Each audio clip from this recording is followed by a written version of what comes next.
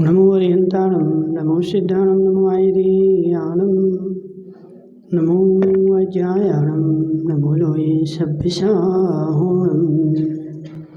पंच परमेष्ठी भगवान की अनंत अनंत सिद्ध परमेष्ठी भगवान की 1008 देवादिदेव पाशुपूज भगवान की 1008 देवादिदेव श्री राम भगवान की आचार्य भगवान रवि सेन स्वामी की आचार्य भगवान विद्यासागर जी महाराज की आचार्य भगवान विशुद्ध सागर जी महाराज की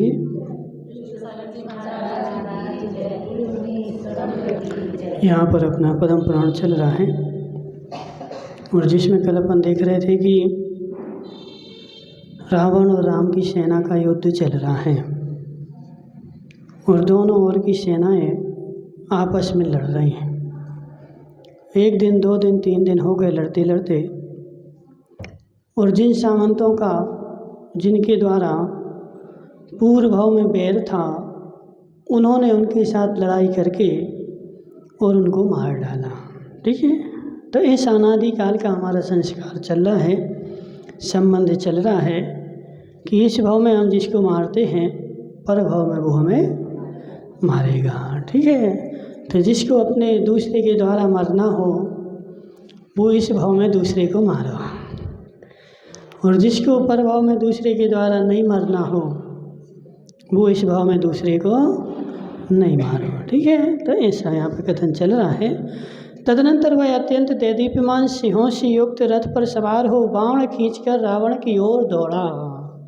तो यहाँ पे क्या था कि हनुमान ने बहुत सारे सामंतों को मारा और फिर हनुमान की नज़र रावण के ऊपर पड़ी और हनुमान जो है अब की बार रावण की ओर दौड़ा बाण लेकर के, और बहुत सारे हनुमान भी जिस पे बैठा था उसमें भी सिंह ही जुटे हुए थे, शेरों के रथ पर बैठा था।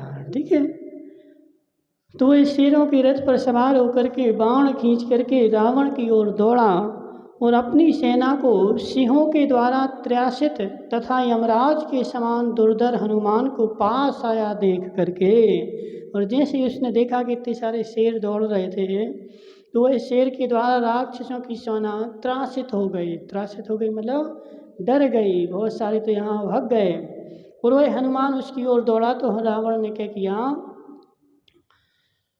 हनुमान को पास आया देख कवच आदि धारण करने में तत्पर रावण ने ज्यों ही युद्ध का विचार किया, तो जैसे आ रहा सामने तो अब तो युद्ध करना पड़ा ना, बैठे थोड़ी रहे, तो उसने युद्ध करने का विचार किया। त्यों ही उसके पास बैठा महोदर क्रोध पूर्वक उठ खड़ा हुआ। तो महोदर नाम का जो योद्धा था वो रावण के पास बैठा था, उसने देखा कि रावण युद्ध के लिए खड़े हो रहे तो वह पहले खड़ा हो गया कि हे स्वामी, जब हम बैठे हैं तो तुम्हें जाने की आवश्यकता नहीं है। ठीक है, तो वह खड़ा हो गया। इधर जब तक महोदर और हनुमान का युद्ध होता तब तक वे छूटे हुए सिंह धीरे धीरे बुद्धिमान स्वामियों के द्वारा पकड़ लिए गए।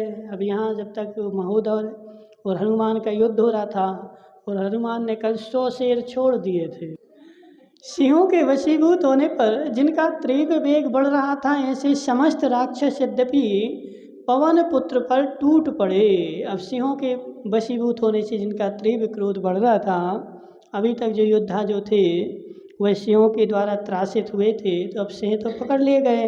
अब वो सारे योद्धा फ्री हो गए, उनको खूब क्रोध आया कि इसने ही छोड़े थे और जी उपद्रव कर रहा है, तो वह सारे के सारे क्या हुए, हनुमान के ऊपर टूट पड़े।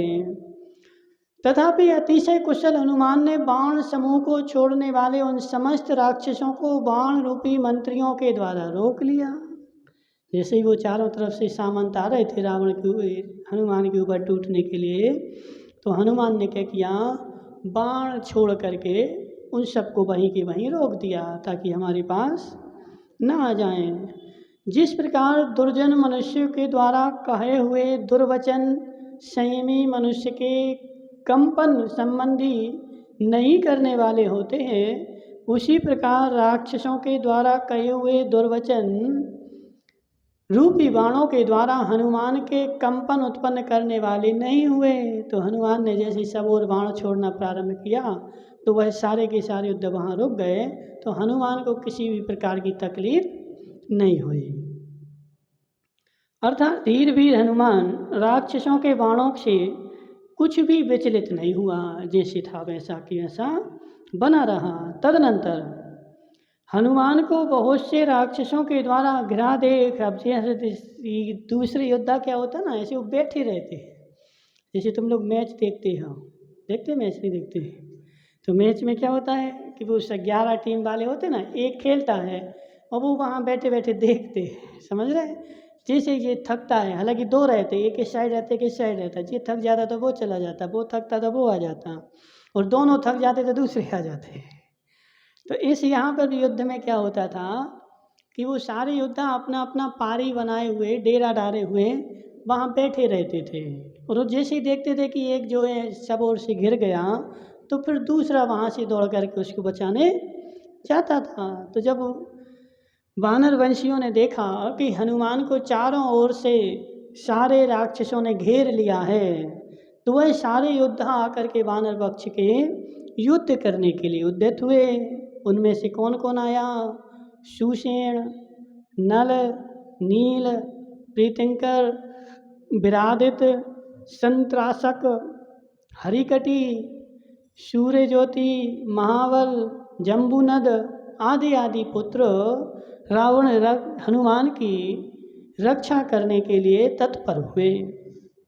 ये सब से हाथी और घोड़ों से जुते हुए रथों पर सवार कठिनाई से रावण की सेना को रोकने के लिए उद्यत हुए। अब ये सब भी पैदल नहीं आए थे, काय पे थे?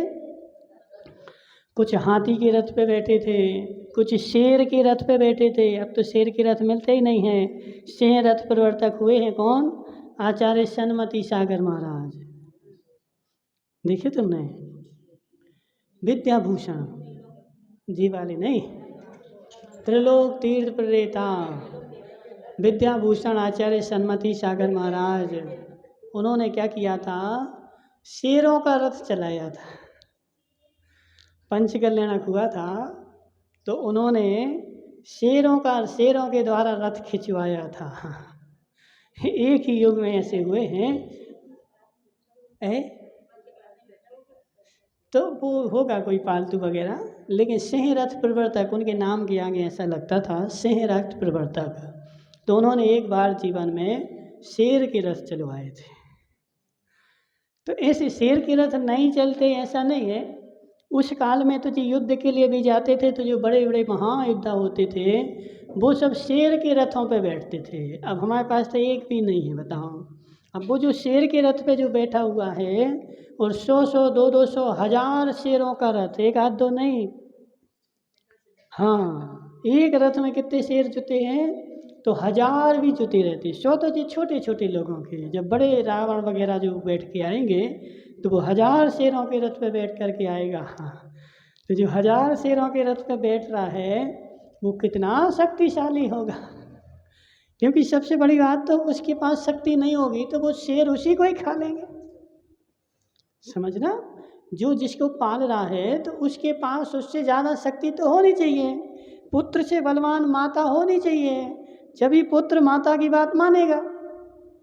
यदि पुत्र ज़्यादा बलवान है और माता कुछ नहीं जानती तो पुत्र माता की बात थोड़ी माने क्या?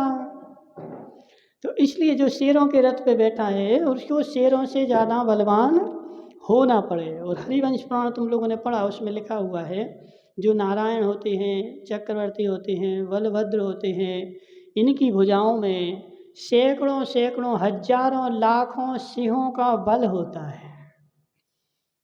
चक्रवर्ती की भुजाओं में लाखों सिंहों का बल होता है। जितना लाखों सिंह बलवान होंगे उतना बल अकेला चक्रवर्ती की भुजाओं में होता है। तो रावण भी प्रति चक्रवर्ती है, प्रति नारायण है, तो उसकी भुजाओं में अटूट बल था। इसलिए वो शेर के रथ पर, हाथी के रथ पर ऐसे बैठ बैठ करके आ रहे थे। जिस प्रकार किसी अत्यंत तुच्छ पुरुष के द्वारा धारण किया हुआ व्रत परिसंख्यान के द्वारा ध्वस्त अर्थात नष्ट भ्रष्ट हो जाता है। कोई तुच्छ मनुष्य है, और तुच्छ मनुष्य वृत्त परिसंख्या ले ले, ठीक है ना, वृत्त परिसंख्या। अब सुजल की अम्मा हैं, अब 10 उपास कर लिए, और 10 उपास करने के बाद इन्होंने नियम ले लिया कि हम तो क्या करेंगे, शेर के सींग में गुड़ लगा होगा तो ही पारणा करेंगे वरना हम पारणा नहीं करेंगे। तो कहने का से क्या है कि यदि तुम ऐसा नियम ले लोगे तो तुम्हारी समाधि हो जाए, तुम्हें नियम मिले ही नहीं। क्यों नहीं मिले? क्योंकि तुच्छ पुरुष के द्वारा, यहाँ पे लिखा ना, तुच्छ पुरुष के द्वारा ग्रहण किया हुआ परिव्रत परिसंख्यान ध्वस्त हो जाता है, नष्ट भ्रष्ट हो जाता है। अब व्रत परिसंख्यान भी उसी को मिलता है जिसका पुण्य बलवान हो। आचार्य शांति सागर महाराज ने नियम लिया था, बेल के सींग में यदि गुड़ की भेल ही लगी होगी, पूरी गुड़ की भेली यदि सिर्फ बेल के सींग में लगी हुई मिलेगी तो मैं आहार करूँगा, वरना पारणा नहीं करूँगा। 1 दिन हो गए, 3 दिन हो गए, 4 दिन हो गए, लेकिन उनका पुण्य इतना तेज था कि उनको वो भी आखिरी मिल गई। चतुर्थ काल में किसी मुनिराज ने ली थी कि कोई भाले के ऊपर, भाले से उठा करके ग्रास देगा। भाला जानते ना, भाला मतलब हाँ बल्लम, ठीक है, बुंदी लिखा ना बल्लम बोलते उसको। जी लगे रहते ना जी चारों ओर, वो ऐसे त्रिशूल टाइप के। तो कोई यदि उससे उठा करके ग्रास देगा तो आहार करेंगे, वरना नहीं करेंगे। हाँ, तो उन मुनिराज की ऐसी विधि भी मिल गई थी, ठीक है।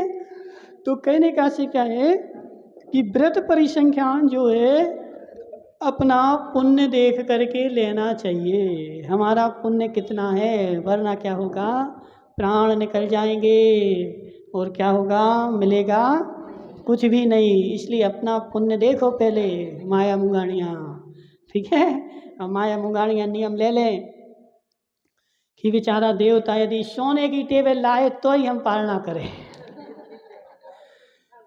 हम 10 उपास करे ले रहे और सोने की टेबल पे बैठ करके पालना करें तो फिर वो पालना कभी नहीं हो, ठीक है ना। तो इसलिए जो नियम लिए जाते हैं वह अपनी पुण्य की शक्ति को देख करके लिए जाते हैं। पुण्य कम है और नियम बड़ा है तो सारा तुम्हारा व्रत परिसंख्यान जो है ध्वस्त हो जाएगा, नष्ट हो जाएगा, ठीक है। तो इस प्रकार जैसे नष्ट हो जाता है उसी प्रकार से वानर पक्ष के योद्धाओं से रावण की सेना भी ध्वस्त हो गई। अपने पक्ष के लोगों को व्याकुल देख रावण युद्ध करने का अभिलाषी हुआ। अब रावण बैठा था, अब रावण चूंकि सबसे बड़ा है तो वो कब आएगा, सबसे बाद में आएगा, पहले नहीं आएगा। जो सबसे बड़ा होता है वो सबसे पाछे जाता है। सो उसकी ऐसी अभिलाषा हुई कि एक काम करें, अब सब जब मर रहे हैं तो हम ही क्यों न चले जाएं। सो से देख महाबलवान भानुकर्ण, भानुकर्ण मतलब कुंभकर्ण, युद्ध करने के लिए उठा। अब जब दूसरी बार फिर से रावण उठा कि हम युद्ध करने जाएं तो भानुकर्ण ने बोला कि हे पिताश्री, तुम्हें जाने की आवश्यकता नहीं है, हम बैठे ना, अभी महोदर गया था, वो हार गया। तो कौन, हाँ कुंभकर्ण भाई है, इंद्रजीत पुत्र है, ठीक है ना। तो वो भी चला गया। तो उसने क्या बोला कि जब हम बैठे हैं तो तुम्हें जाने की आवश्यकता नहीं है। तो अब कौन गया, भानुकर्ण गया।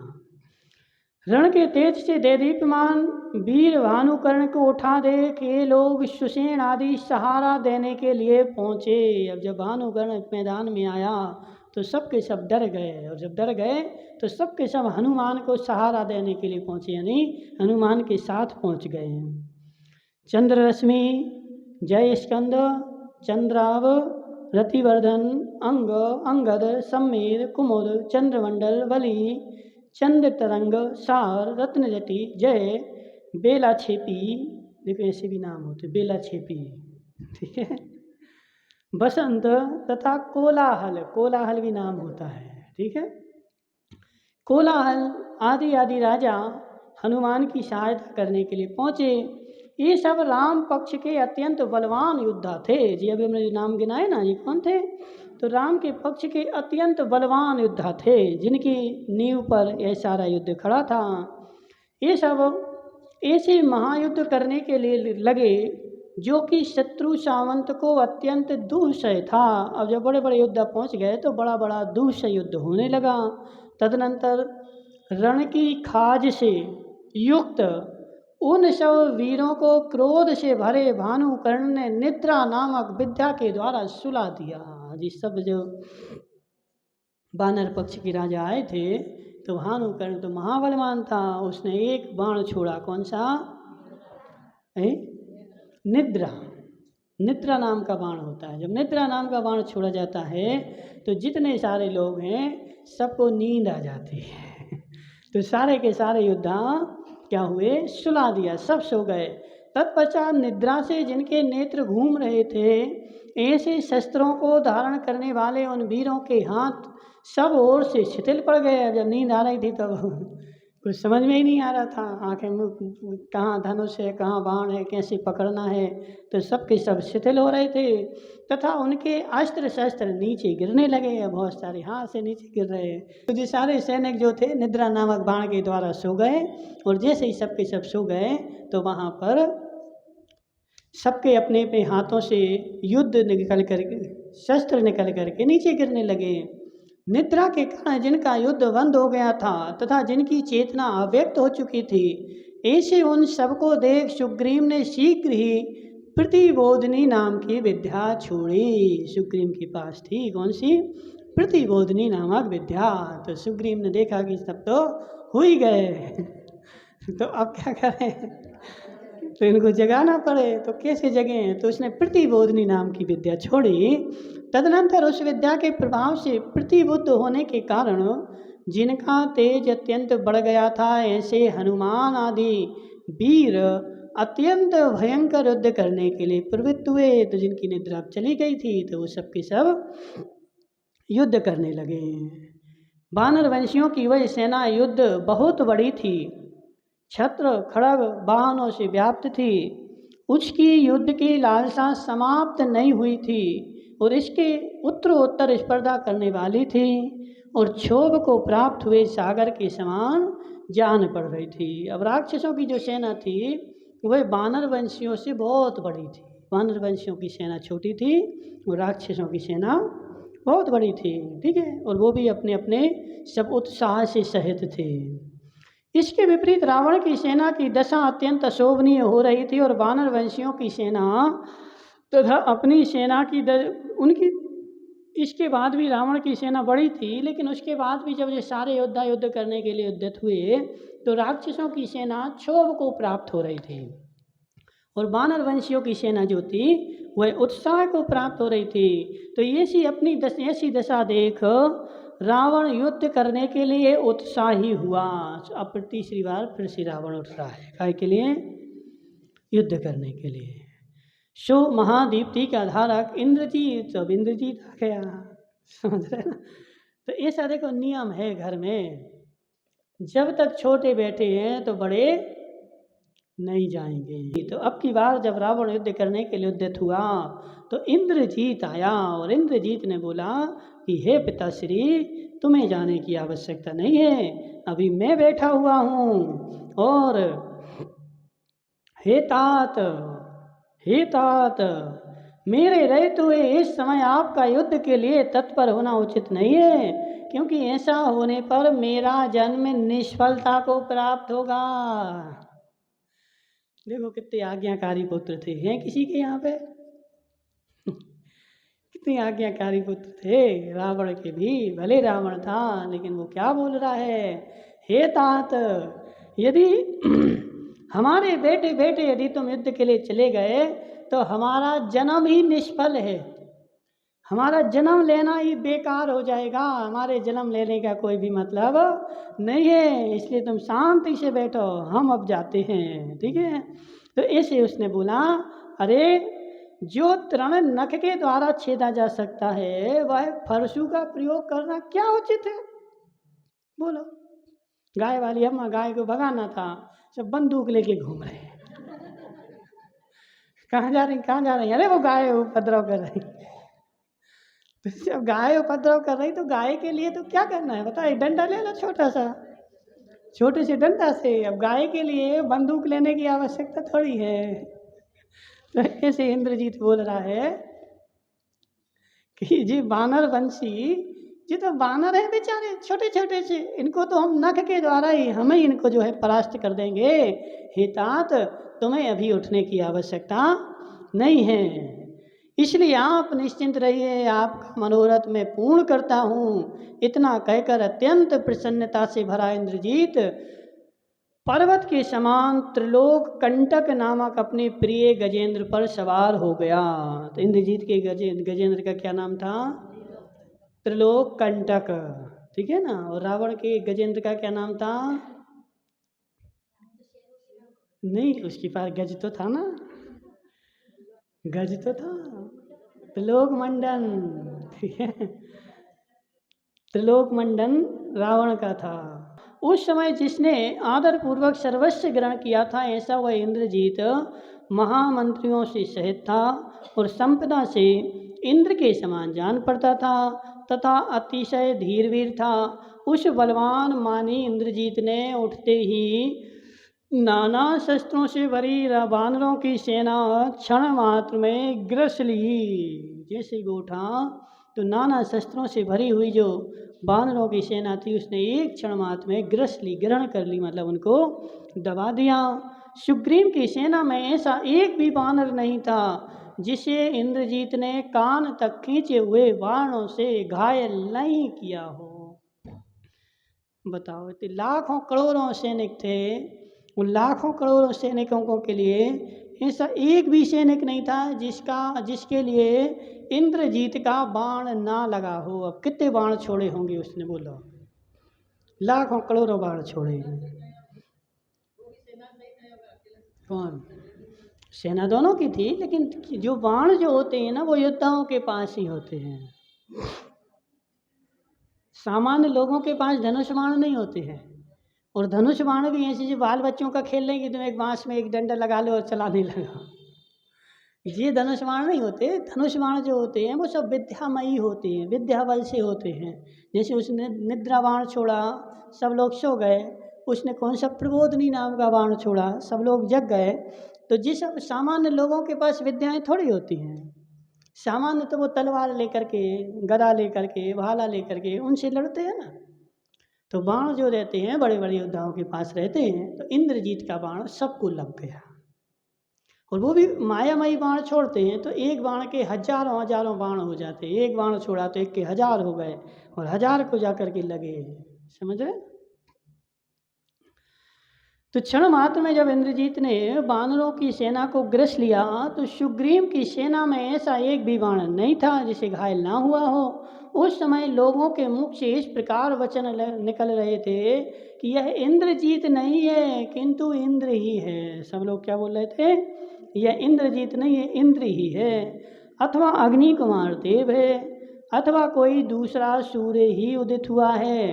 तदनंतर अपनी सेना को इंद्रजीत के द्वारा दबी देख सुग्रीव और भामंडल युद्ध करने के लिए उद्यत हुए।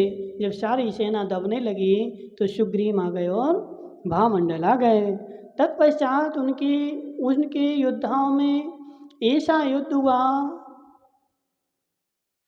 उनके योद्धाओं में ऐसा युद्ध हुआ जो परस्पर के पुलाने के शब्द से व्याप्त था, शस्त्रों के द्वारा जिसमें आकाश अंधकार युक्त हो गया था, जिसमें प्राणों की अपेक्षा नहीं थी। घोड़े घोड़ों से, हाथी हाथियों से, रथ रथों से अपने स्वामियों के अनुराग के कारण महोत्सव से युक्त पैदल सैनिकों से भिड़ गए। अब जब दोनों तरफ की सेनाएं बराबर हो गई तो सब के सब बराबरी वालियों के साथ भिड़ गए। तदनंतर क्रोध से भरा इंद्रजीत सामने खड़े हुए सुग्रीव को लक्ष्य कर अपूर्व शस्त्रभूत गगन स्पर्शी स्वर से बोला। अब जब वो आया तो इंद्रजीत अपने जोर से किससे बोल रहा है? सुग्रीव से बोल रहा है। कैसे स्वर से? गगन स्पर्शी स्वर से। गगन स्पर्शी स्वर का क्या मतलब है? खूब जोर से, ऐसा जोर से कि सारे आकाश में गूंजने लगा। अरे पशुतुल्य नीच बानर, अरे पापी, रावण की आज्ञा छोड़कर अब तू मेरे कुपित रहते हुए कहाँ जाएगा? सुग्रीव से बोल रहा कि अरे पापी, तू जो है पूर्व काल में रावण की आज्ञा मानता था, रावण का अनुचर था, और तूने रावण की आज्ञा छोड़ करके अब जब मैं कुपित हो गया हूँ तो अब तू बच करके कहाँ जा सकता है? आज मैं इस नील कमल के समान श्याम तलवार से तेरा मस्तक काट करके फेंकता हूँ, और भूमि गोचरी राम लक्ष्मण तेरी रक्षा कर सकें तो कर लें। जोर से गरज के बोल रहा है कि अब सुग्रीव का मैं गर्दन काट के फेंकने वाला हूँ। यदि राम लक्ष्मण में ताकत है तो आ जाए मेरे सामने और सुग्रीव को बचा लें। तदनंतर सुग्रीव ने कहा कि इन व्रत की गर्जनाओं से क्या लाभ है? गरज क्यों रहे? बरसो। सुग्रीव भी कम थोड़ी था, उसने क्या बोला कि व्रत में गरजने से कोई बात नहीं बनने वाली। देख तेरा मान रूपी शिखर में अभी ही भग्न करता हूँ। इतना कहते हुए क्रोध के भार से धारण करने वाला इंद्रजीत अद्भुत रूप से धनुष का आस पालन करता हुआ सुग्रीव के समीप पहुँचा, और तत्पश्चात इधर चंद्रमंडल के समान छत्र की छाया से सेवित इंद्रजीत ने सुग्रीव को लक्ष्य कर बाणों का समूह छोड़ा, और वो उसके पास गया और इंद्रजीत ने बाणों का समूह सुग्रीव की ओर छोड़ दिया। उधर अपनी रक्षा करने में अत्यंत चतुर सुग्रीव ने भी कान तक खींचे हुए तथा शब्द से युक्त बाण इंद्रजीत की ओर छोड़े। तो सुग्रीव भी अब ऐसे ही थोड़ी बैठा रहे, तो उसने भी कान तक खींचे हुए ऐसे। तो जब सीधा सीधा खींचोगे तो कान तक ही जाएगा, और ऐसे ले जाओगे तो टेढ़ा हो जाएगा। ठीक है, तो धनुष जो होता है वो सीधा सीधा खींचता है, तो कान तक खींचे हुए बाण मतलब जितनी उनमें शक्ति थी उतने जोर से उन्होंने खींच करके बाण फेंके। उन विस्तृत बाणों के समूह से निरंतर व्याप्त हुआ समस्त आकाश ऐसा हो गया मानो मूर्तिधारी दूसरा आकाश ही हो।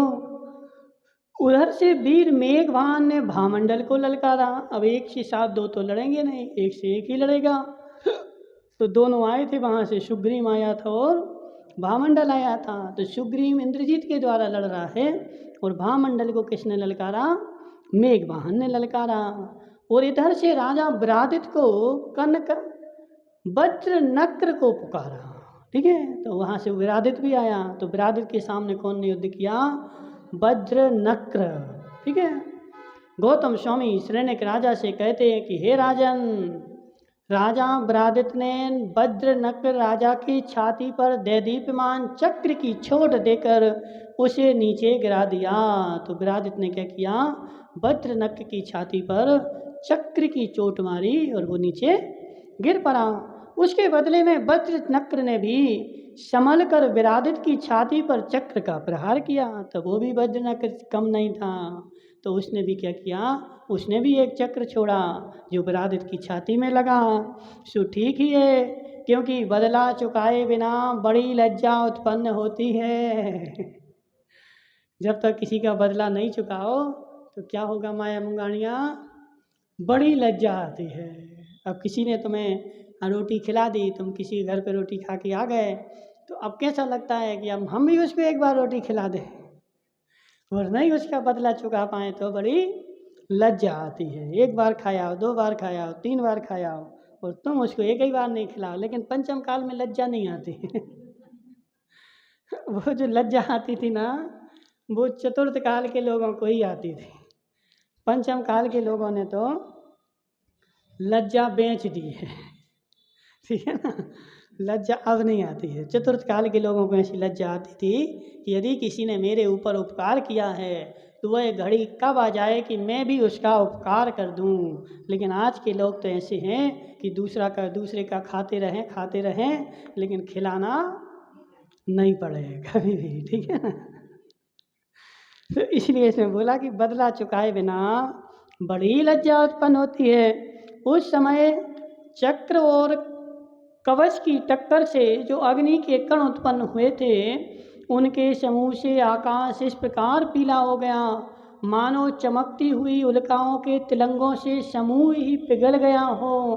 तो जब इतने सारे चक्र वगैरह धनुष वगैरह चल रहे थे तो एक दूसरे से टकरा रहे थे, तो उनसे क्या हो रहा था, तिलंगे उत्पन्न हो रहे थे। तो उन तिलंगों से ऐसा लग रहा था कि मानो सारा आकाश ही पीला पीला हो गया हो।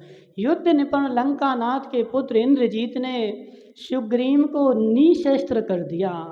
इंद्रजीत भी महान था, चरम शरीरी था। इंद्रजीत सामान्य थोड़ी है, कैसा है, चरम शरीरी है, ठीक है ना।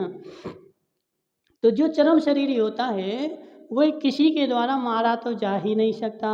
सुग्रीव भी चरम शरीरी है, मेघवाहन भी चरम शरीरी है, राम भी चरम शरीरी है, हनुमान चरम शरीरी है। तो चरम शरीरी है ना, तो ये किसी के द्वारा मारे नहीं जा सकते हैं। तो इंद्रजीत ने क्या किया, सुग्रीव को निशस्त्र कर दिया, यानी उसके सारे शस्त्र तोड़ डाले और वह शस्त्र से रहित हो गया। प्रत्युत्तर इसके विपरीत सुग्रीव ने भी वज्र के द्वारा इंद्रजीत के सर्व शस्त्र दूर कर दिए। तो ठीक ही है। तो जब सुग्रीव हो गया, निशस्त्र हो गया, तो सुग्रीव ने वज्र उठाया और वज्र फेंक करके मारा, तो उस इंद्रजीत के भी सारे शस्त्र नष्ट हो गए। क्योंकि सो ठीक ही है, क्योंकि पुण्यात्मा जीवों के किसी कार्य में अंतर नहीं पड़ता है। जो पुण्यात्मा जीव है वह बराबरी की टक्कर लेता है, कभी भी कमज़ोर नहीं पड़ता है। जो पापात्मा होता है वही कमज़ोर पड़ता है। तदनंतर क्रोध से भरा इंद्रजीत शीघ्र ही हाथी से उतरकर आकाश को पीला करने वाले सिंहों के रथ पर आरूढ़ हुआ। तो अब इंद्रजीत वहाँ से उतर गया, तो उस रथ से उतर करके कहाँ चला गया, वो सिंहों के रथ पर बैठ गया। तत्पश्चात जिनकी बुद्धि स्थिर थी, जो नाना विद्यामय अस्त्र शस्त्रों के चलाने में निपुण था और जो युद्ध में मानो नवीन रस धारण कर रहा था, ऐसा इंद्रजीत मायामय युद्ध करने के लिए उद्यत हो गया। अभी वो शस्त्रों से युद्ध कर रहा था, अब माया के द्वारा युद्ध करेगा। प्रथम ही उसने मेघ समूह के समान गर्जना करने वाला वरुण नाम का अस्त्र छोड़कर सुग्रीव की दिशाओं को प्रकाश से रहित कर दिया। सबसे पहले उसने कौन सा छोड़ा, वरुण नाम का छोड़ा। वरुण का मतलब क्या होता है, जोर से बोला है, वरुण वारुणी वर है, हवा वायु, ठीक है ना। तो उस वायु वारुणी जो उसने छोड़ा, तो वारुणी अस्त्र से क्या हो गया, सारी दिशाएं प्रकाश से रहित हो गई। प्रकाश से रहित क्यों हो गई, क्योंकि सब धूल उड़ने लगी ना, सब जगह चारों दिशाओं में धूल उड़ी, तो सब प्रकाश से रहित हो गई। इसके बदले में सुग्रीव ने छत्र तथा ध्वज आदि को छेदने वाला पवन बाण चलाया। तो सुग्रीव ने क्या किया, पवन नाम का शस्त्र चलाया। तो पवन का शस्त्र चलाया, जिससे इंद्रजीत का वारुणी अस्त्र रुई के समूह के समान कहीं चला गया। उधर मीर वेगवान ने भी आग्नेय बाण चलाकर राजा भामंडल के धनुष को ईंधन रहित कर दिया। तो मेघवाहन और किसका लड़ाई हो रही थी, मेघवाहन की किसके साथ हो रही थी, भामंडल के साथ। तुम्हें भूल जा रहे, अभी भूल जा। मेघवाहन की और भामंडल की लड़ाई हो रही थी। तो मेघवाहन ने क्या किया, आग्नेय नाम का बाण चलाया, तो उससे भामंडल का सारा रथ वगैरह तो जो था वो जल गया। उस धनुष के तिलंगों के समूह से अन्य धनुषधारियों के धनुष भी धूम छोड़ने लगे। तो उस तिलंगे फूटे, आसपास में और भी जो थे उनके भी धनुष जल गए, जिसे सब सेना ने बड़े भय से देखा, और सारी सेना भय के कारण देख रही है। उन धनुषों में अनेक योद्धाओं के प्राण ग्रसित किए थे, इसलिए ऐसा जान पड़ता था मानो उन्हें अत्यधिक अजीर्ण ही हो गया हो। अजीर्ण हो गया मतलब तो ऐसे तो उन योद्धाओं में क्या हो गया था, उन्होंने प्राण ऐसे ग्रसित कर लिए थे, यानी उनको प्राण छोड़ने की पड़ गई थी। और सारे योद्धा क्या देख रहे थे कि अब तो हमारे प्राण बचने वाले नहीं हैं। तदनंतर अपनी चक्र सेना की रक्षा करते हुए भामंडल ने शीघ्र ही वारुण अस्त्र छोड़ा। वारुण मतलब जल होता है, हाँ ठीक है ना, बाण पानी होता है। तो अब अग्नि बाण के फलस्वरूप उसने वारुण नाम का अस्त्र छोड़ा। तो उसने जो पवन छोड़ा था ना, तो पानी जो होता है, कभी भी पानी बंद कब होता है? जब हवा चलती है तो बादल उड़ जाते हैं, और बादल उड़ते हैं तो पानी बंद हो जाता है। तो वारुण का मतलब होता है पानी। तो उसने वारुण नाम का अस्त्र छोड़ा, तो उससे क्या हुआ? सारे अग्नि अस्त्र जो थे निराकार हो गया, निराकरण हो गया। तत्पश्चात मंदोदरी के पुत्र मेघवाहन ने उस प्रकार के महापराक्रमी और आकुलता से रहित भामंडल को रथ रहित कर दिया, अर्थात उसका रथ तोड़ डाला। तो उसने उसका रथ, भामंडल ने इसका रथ तोड़ डाला। यही नहीं, प्रयोग करने में कुशल मेघवाहन ने सुंदर तामस बाण भी चलाया। मेघवाहन ने कौन सा चलाया? तामस से क्या होगा? तम आ जाएगा। तम, तम मतलब नशा आ जाएगा। हाँ, तामसिक बोलते हैं ना, तामस। तो भामंडल की समस्त सेना अंधकार से युक्त हो गई, और वह उस समय अंधकार के कारण न अपने हाथी तथा पृथ्वी को जान पाती थी, और न शत्रु संबंधी हाथी तथा पृथ्वी को ही जान पाती थी। गाढ़ तामस के कारण आच्छादित हुई मानो वह मूर्छा को ही प्राप्त हो गई थी। तो उनको कुछ नहीं दिख रहा था। जी हमारी सेना है कि इनकी सेना है जिससे हम सामने लड़ रहे हैं, ये कौन सी सेना का सेनापति है, किसी को कुछ भी समझ में नहीं आ रहा था। जब भामंडल उस तामस बाण से अंधा हो रहा था, तब मेघवाहन ने उसे विष रूपी धूम का समूह छोड़ने वाले नाग बाणों से बेष्टित कर लिया। अब उसने क्या किया? मेघवाहन ने कौन सा बाण चलाया? नाग बाण चला दिया। तो जिस समय भामंडल अंधकार से कुछ उसको दिख नहीं रहा था, तो उसने नाग बाण चला करके नागवास में भामंडल को बांध लिया। उड़ते हुए फड़ों से सुशोभित उन नागों से, जिसका समस्त शरीर व्याप्त था, और इसलिए जो चंदन वृक्ष के समान जान पड़ रहा था, जैसे चंदन के वृक्ष से नाग लिपट जाते हैं, ऐसे भामंडल के शरीर से सारे में नाग लिपट गए, और ऐसा भामंडल पृथ्वी पर गिर पड़ा। इसी प्रकार तामस और नागपाश, इन दो अस्त्रों को चलाने वाले इंद्रजीत ने भी सुग्रीव की दशा वही कर दी जो दशा मेघवाहन ने भामंडल की करी थी। तो सुग्रीव भी पकड़ा गया और भामंडल भी पकड़ा गया, दोनों को नागपाश में बांध लिया गया। तदनंतर विद्यामय अस्त्रों से युद्ध करने में कुशल विभीषण ने हाथ जोड़ मस्तिष्क से लगा राम लक्ष्मण से कहा कि हे महाबाहो। अब राम लक्ष्मण तो अभी सो रहे थे, अभी उठे थोड़ी। राम लक्ष्मण क्या होता ना कि जो बड़ा युद्ध होता है वो सबसे लास्ट में आता है, पहले नहीं आता। पहले छोटे छोटे लड़ेंगे। तो वहाँ अभी रावण भी सो रहा है और यहाँ राम लक्ष्मण भी दोनों सो रहे हैं। तो जब ऐसी दशा हो गई तो विभीषण ने हाथ जोड़ करके राम लक्ष्मण के पास गए कि हे महाबाहु राम राम, हे वीर लक्ष्मण लक्ष्मण, देखो ये दिशाएं इंद्रजीत के द्वारा छोड़े हुए बाणों से आच्छादित हो गई हैं। ये सारी दिशाओं में इंद्रजीत ने क्या किया है? अपनी बाण छोड़ दिए हैं और सारी दिशाएं आच्छादित हो रही हैं। उत्पातकारी नागों के समूह वाले अत्यंत दुखदायी अनेक निरंतर बाणों से आकाश और पृथ्वी व्याप्त हो रहा है, और मंदोदरी के पुत्रों ने सुग्रीव और भामंडल को अस्त्र रहित कर दिया है। तो किसके? मंदोदरी का पुत्र कौन था? इंद्रजीत, और दूसरा मेघवाहन। तो इंद्रजीत और मेघवाहन ने क्या किया है? सबको अस्त्र रहित कर दिया है, तथा अपने द्वारा छोड़े हुए नाग बाणों में उन्हें बांधकर पृथ्वी पर पटक दिया है। हे देव, अतिशय चतुर भामंडल और अनेक विद्याधनों के राजा वीर सुग्रीव पराजित होने पर हे राघव समझ लीजिए कि हम लोगों की सामूहिक मृत्यु निकटवर्ती है। क्यों है निकटवर्ती? क्योंकि बड़ी बड़ी सेना तो इनके ही पास थी ना, राम लक्ष्मण तो अकेले थे। और यदि सुग्रीव पराजित हो गया तो सुग्रीव की सेना भग जाएगी, भामंडल पराजित हो गया तो भामंडल की सेना भग जाएगी। फिर कौन बचेगा? तो हम अकेले बचेंगे, और अकेले बचेंगे तो क्या करेंगे? तो यदि इन दोनों जी मरण को प्राप्त होते हैं तो ये समझना कि हमारा ही पराजय हमारी निश्चित है,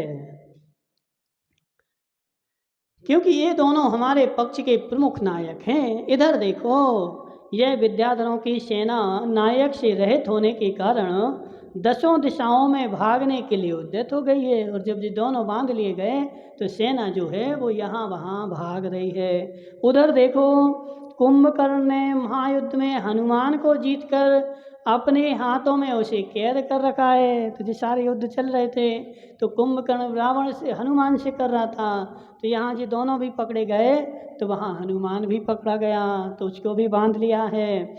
रण विशारद रावण का पुत्र जब तक पृथ्वी पर पड़े हुए सुग्रीव और भामंडल के समीप नहीं पहुँचता है तब तक निश्चेष्ट पड़े हुए इन दोनों को मैं स्वयं जीत करके ले आता हूँ। क्योंकि अभी तुमने गिरा दिया है ना, तो अब वो क्या करेंगे? उनको उठा करके अपने साथ में ले जाएंगे। तो जब तक वो उनको नहीं ले जाते हैं तो आप एक काम करो, हमें आज्ञा दो कि हम उनको इसको इंद्रजीत को जीत करके और उनको अपने पास ले आए। तुम नायक रहित इस विद्याधर सेना का आश्रय दो, और तुम क्या करो? इस नायक रहित जो सेना है ना, उस सेना को आश्रय दो, यानी इनकी सेनापति करो, इनका संचालन करो। ठीक है। इस तरह जब तक विभीषण राम और लक्ष्मण से कहता है तब तक सुतारा के पुत्र अंगद ने छिपे छिपे जाकर कुंभकर्ण का अधो वस्त्र खोल दिया। जब तक यहाँ ऐसी चर्चा चल रही थी तो अंगद ने क्या किया? सुतारा का पुत्र था, उसका कुंभकर्ण ने अपने हाथ में पकड़ा था ना हनुमान को, तो पीछे से जाकर के उसका अधो वस्त्र खोल दिया, जिससे वह लज्जा से व्याकुल हो वस्त्र को संभालने लगा। अब इतने बड़े युद्ध में से उसका वस्त्र खुला तो उसको लज्जा आ गई। वो लज्जा आई तो उसने अपने हाथों से उसको छोड़ दिया और वह अपने वस्त्र संभालने लगा। तब तक हनुमान उसके भुजा पास के मध्य से निकल भागा, और इतने में हनुमान ने जो थी दौड़ लगा दी और दौड़ लगा करके भाग गया। जिस प्रकार नया बंधा पंछी पिंजरे के मध्य से निकलने पर चकित हो जाता है, उसी प्रकार हनुमान भी भानुकर्ण के भुज बंधन से निकलने पर चकित तथा उग्र तेज से युक्त हो गया, और तदनंतर प्रसन्नता और संतोष से युक्त वीर हनुमान और अंगद विमान के अग्रभाग पर बैठे और देवों के समान सुशोभित होने लगे। तो दोनों के दोनों वहाँ से भागे और अपने कहाँ बैठ गए? विमान पर बैठ गए। उधर अंगद के भाई अंग और चंद्रोदर के पुत्र ब्रादित के साथ लक्ष्मण विद्याधरों की सेना को धैर्य बढ़ाने के लिए जा डटे। जब तक यहाँ जी कार्यक्रम हुआ तब तक लक्ष्मण भी वहाँ से उठ कर के आ गए। तो विभीषण जो था वो इंद्रजीत के पास चला गया, और यहाँ पे लक्ष्मण सारी सेना को धैर्य बंधा रहे कि तुम एक काम करो, डरो नहीं, अभी हम बैठे हुए हैं। ठीक है ना। तो इंद्रजीत के सामने उधर अंग अंगद से हो गए धैर्यवत। अब विभीषण मंदोदरी के पुत्र इंद्रजीत के सामने जा डटे। स्वयं काका को देखकर चिंता से वो प्राप्त हो गया कि यदि न्याय से देखा जाए तो पिता में और इसमें क्या भेद है। यदि न्याय देखें तो पिता काका जो है वो पिता के तुल्य ही है। तो मेरा काका जब सामने आया है तो अब मैं क्या करूं? तो इसके लिए इसके सम्मुख खड़ा रहना मुझे अच्छा नहीं है। इस सुग्रीव और विभीषण नाग पास में बंधे हैं, सो निसंदेह मृत्यु को प्राप्त हो चुके हैं। जब ये नाग पास से बंध गए हैं तो जिस विभीषण नहीं, सुग्रीव और वामंडल तो निश्चित रूप से मर ही जाएंगे। अब इनकी कोई बात नहीं करना। यदि न्याय से देखा जाए नहीं हो गया, सो निसंदेह मृत्यु, इसलिए इस समय यहाँ से चला जाना ही मेरा उचित है। अब देखो कितना बड़ा लज्जाशील है, विवेकशील है कि काका जैसे ही सामने आया तो भले वो शत्रु था, शत्रु सेना का नायक था और शत्रुओं की ओर से लड़ने आया था, लेकिन है तो सगा भतीजा ही। तो उसने क्या बोला कि हम अपने भी काका से बोलेंगे, तो काका मतलब पिता के समान ही है, पिता और काका में कोई भेद नहीं है। तो वह वहाँ से दूर हो गया, चला गया। इतनी सभ्यता है क्या आज के समय में, बताओ है?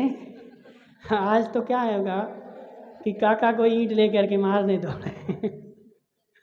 ईंट मिल जाए, पत्थर मिल जाए तो काका को ही मारने के लिए दौड़े हैं, जबकि काका भले उसके पक्ष में हो। लेकिन आज इतनी सभ्यता नहीं है, लेकिन उस समय इतनी सभ्यता थी कि वह अपने काका को सामने आया देख वहाँ से दूर चला गया। ऐसा विचार कर कृतकृत्यता के अहंकार से भरे इंद्रजीत और मेघवाहन दोनों ही युद्ध भूमि से निकल गए। जैसे काका आया तो दोनों के दोनों युद्ध भूमि निकल छोड़ करके चले गए। उन दोनों के अंतर्हित हो जाने पर जिसकी आत्मा घबरा रही थी, जो त्रिशूल नामक शस्त्र धारण कर रहा था, जिसने कवच पहन रखा था और जिसके नेत्र अत्यंत चंचल हो रहे थे, ऐसे वीर विभीषण अपने रथ से उतरकर वहाँ गया जहाँ सुग्रीव और भामंडल निश्चेष्ट पड़े हुए थे। वहाँ जाकर उसने नागपाश से निर्मित दोनों की चिंतनीय दशा देखी और दोनों को वहाँ से उठा करके और अपने रथ में रख लिया और आज का युद्ध समाप्त हो गया। क्योंकि वो चले गए ना सामने वाले, अब कौन से लड़ेंगे, समझ रहे ना। तो इतना सारा युद्ध हो गया, अब आगे कौन किससे लड़ता है देखेंगे कल। ओम नमः सिद्धेभ्याम।